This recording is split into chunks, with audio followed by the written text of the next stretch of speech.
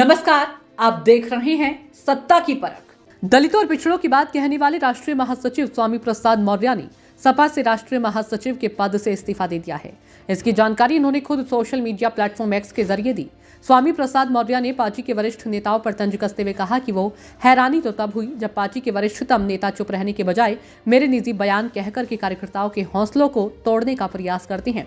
तो मैं नहीं समझ पाया, एक राष्ट्रीय महासचिव हूं जिसका कोई भी बयान निजी बयान हो जाता है और पार्टी के कुछ राष्ट्रीय महासचिव व नेता ऐसे भी हैं जिनका हर बयान पार्टी का हो जाता है। एक ही स्तर के पदाधिकारियों में कुछ का निजी और कुछ का पार्टी का बयान कैसे हो जाता है, ये समझ के परे है।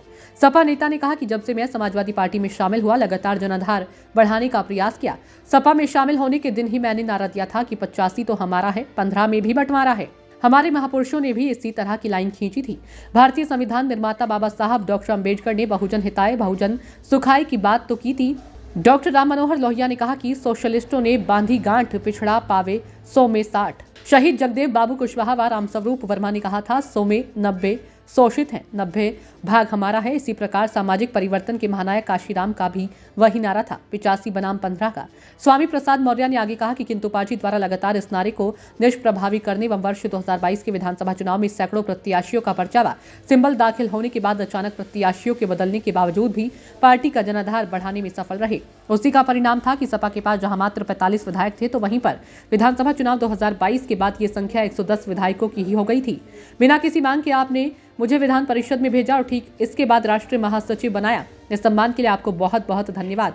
स्वामी प्रसाद मौर्य ने कहा कि मेरे प्रयासों से आदिवासियों, दलितों, पिछड़ों का रुझान समाजवादी पार्टी की तरफ बढ़ा है। बढ़ा हुआ जनाधार पार्टी का और जनाधार बढ़ाने का प्रयास व वक्तव्य पार्टी का ना होकर निजी कैसे?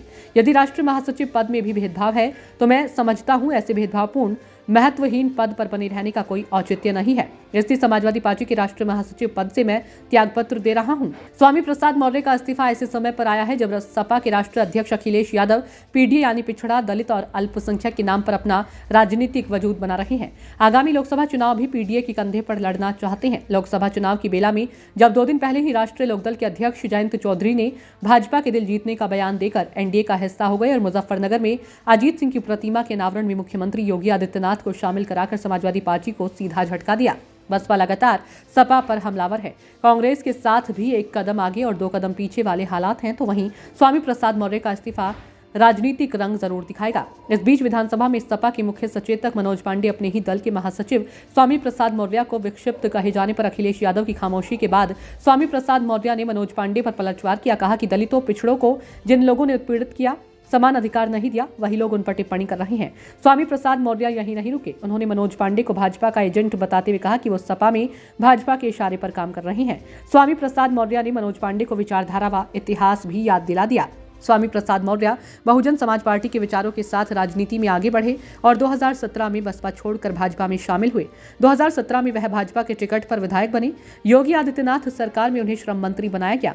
2022 के चुनाव से पहले उन्होंने भाजपा पर पिछड़ा, दलित विरोधी होने का आरोप लगाया और मंत्री पद से त्यागपत्र देकर समाजवादी पार्टी में शामिल हो गए। स्वामी प्रसाद मौर्य का ऐसे समय इस्तीफा सपा प्रमुख अखिलेश यादव के पीडीए की हवा जरूर निकाल देगा। सत्ता की परख के लिए अवधेश कुमार सिंह की रिपोर्ट।